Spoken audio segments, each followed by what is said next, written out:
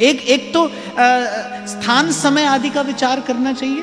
अब ये नहीं कि आधी रात को भूख लग रही है तो ही उठ के पा रहे हैं। बहुत सारी चीजें तो आज क्या हुआ ना, पश्चिम से आ गई। अब वो लोग आपको देते हैं खाने के लिए मिडनाइट स्नैक, वो तो खाना ही आधी रात को है। भूख लगे तो चलो ये खा लो। पर आपको मैं ये एक बात यहां पर बताऊं, बहुत ध्यान से सुनना, कि आपके शरीर के भीतर ही देवता भी रहते हैं, असुर भी रहते हैं। देवता असुर न समझ में आओ तो पॉजिटिविटी नेगेटिविटी समझ लो। आजकल के लोगों को थोड़ा आसानी से समझ में आ जाता है।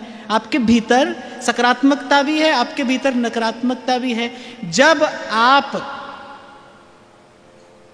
प्रकृति के द्वारा दिए गए समय पर पाते हैं तब तो आपके भीतर सकारात्मकता की वृद्धि होती है।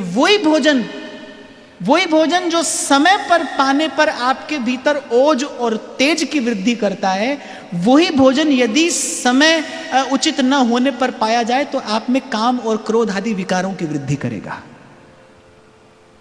काम और क्रोध आदि विकारों के लिए भी तो शक्ति की आवश्यकता है ना।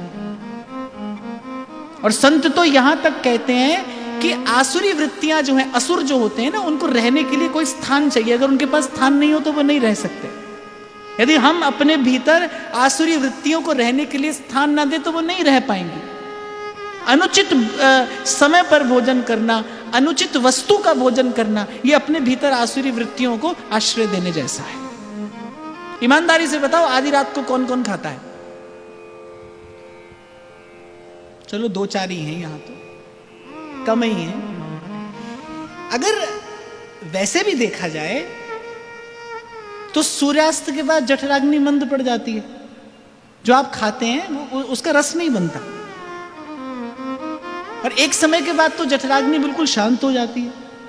वो तो शरीर में केवल रोग की वृद्धि कराता है।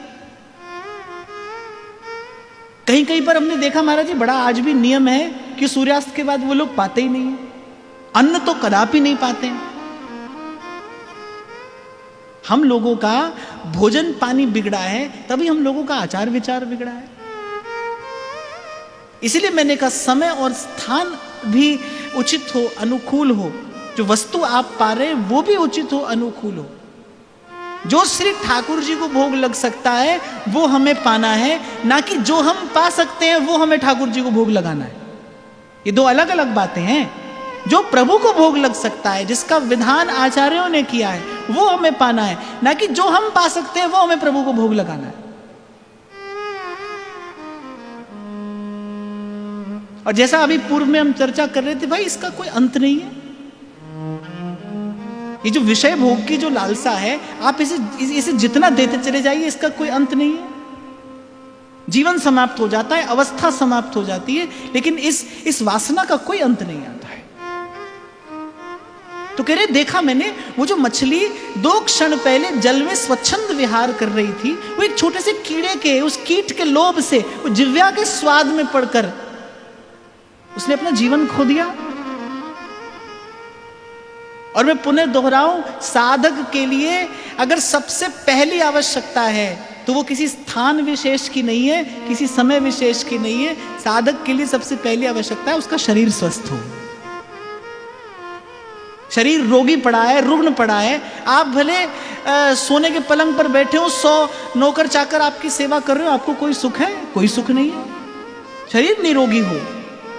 और इसके लिए आवश्यक है कि प्रकृति के विधान का आदर किया जाए।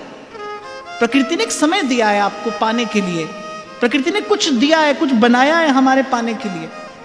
मैं यहां पर निवेदन करूंगा, जो लोग अभक्ष्य पाते हैं, यदि हमारे लिए प्रकृति ने वो भोजन बनाया होता तो हमारे दांत भी कुकर सिंह जैसे होते। वो भोजन हमारे लिए है ही नहीं। मनुष्य के लिए प्रकृति ने कुछ बनाया है, उसी को हमें पाना है, तभी शरीर स्वस्थ रह सकता है, मन प्रसन्न रह सकता है, चित्त स्थिर रह सकता है। समय का आदर करते हुए पाना है। और एक और संदेश यहां पर देते हैं कि स्वाद का विचार करते हुए नहीं पाना है, अपने स्वास्थ्य का विचार करते हुए पाना है। नहीं तो एक ये छोटी सी, इसे आदत कह लो या कुछ भी, और छोटा सा व्यसन जो है, ये जीवन में बड़ा भयंकर दुष्परिणाम लेकर आता है। साधक को सावधान रहना है, साधक को स्वस्थ रहना है, इसलिए सावधान रहना है।